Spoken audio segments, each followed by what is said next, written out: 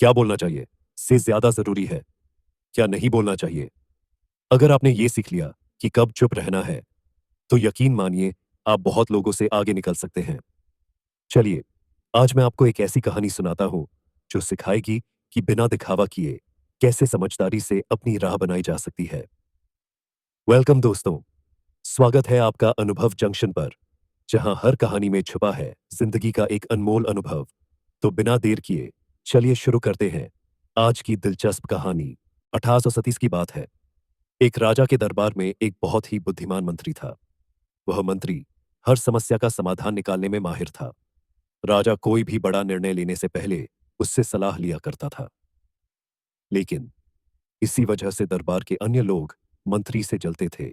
एक दिन राजा ने मंत्री से कहा, तुम तो बड़े बुद्धिमान हो, लेकिन तुम्हारा बेटा बिल्कुल उल्टा है। उससे तो कोई समझदारी ही नहीं है। मंत्री को यह सुनकर अच्छा नहीं लगा। उसने पूछा, महाराज, आप ऐसा क्यों कह रहे हैं? आपको ऐसा क्यों लगता है कि मेरा बेटा मूर्ख है? राजा ने कहा, हर सुबह जब मैं प्रजा से मिलने जाता हूं, तुम्हारा बेटा वहीं होता है। मैं उससे रोज पूछता हूं, सोने और चांदी में क्या ज्यादा कीमती है? और हर बार वो कहता है, चांदी। ये सुनकर दरबार के सभी लोग हंसते हैं। ये सुनकर मंत्री को बहुत बुरा लगा। वो बिना कुछ कहे सीधे अपने घर गया और अपने बेटे से पूछा, बेटा, सोने और चांदी में कौन सा धातु ज्यादा कीमती है? बेटे ने तुरंत जवाब दिया, पिताजी, सोना। मंत्री ने हैरानी से पूछा, अगर तुम्हें तुम्हें पता है कि सोना ज्यादा कीमती है, तो तुम हर दिन राजा को गलत जवाब क्यों देते हो और कहते हो कि चांदी ज्यादा कीमती है? बेटे ने मुस्कुराते हुए जवाब दिया, पिताजी, हर सुबह राजा बाजार में आता है और मुझे बुलाता है। राजा मेरे सामने दो सिक्के रखता है, एक सोने का और एक चांदी का। फिर वो मुझसे कहता है, ज्यादा कीमती सिक्का उठाओ। मैं चांदी का सिक्का उठाता हूं और राजा हंसकर चला जाता है। मंत्री ने फिर पूछा, लेकिन तुम हर दिन चांदी का सिक्का क्यों उठाते हो?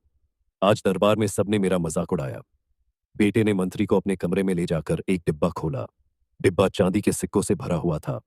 ये देखकर मंत्री चौंक गए और पूछा, इतने सारे चांदी के सिक्के तुम्हारे पास कैसे आए? बेटे ने जवाब दिया, पिताजी, ये सारे सिक्के राजा ने मुझे दिए हैं।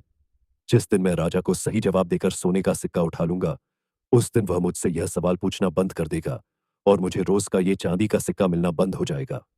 राजा को मजा आता है जब मैं चांदी का सिक्का उठाकर कहता हूं कि चांदी ज्यादा कीमती है। वह हंसता है और बिना ज्यादा सोचे चला जाता है। मैं एक सोने के सिक्के के लिए अपनी रोज की चांदी की कमाई खोना नहीं चाहता। ये सुनकर मंत्री को अपने बेटे पर गर्व हुआ। उसने समझ लिया कि भले ही लोग उसके बेटे को मूर्ख कहते हों, लेकिन उसकी समझदारी को केवल एक बुद्धिमान व्यक्ति ही समझ सकता है। अब जब भी कोई उसके बेटे को मूर्ख कहता, मंत्री मुस्कुराकर चुप हो जाता। मित्रों, इस कहानी से हमें यह सीख मिलती है कि कुछ लोग थोड़े से काम को बढ़ा चढ़ाकर दिखाते हैं, जबकि कुछ बिना दिखावे के बड़े काम करते हैं। अगर आपको पता है कि आप जो कर रहे हैं वह सही है, तो यह मायने नहीं रखता कि लोग आपको मूर्ख कहें या पागल।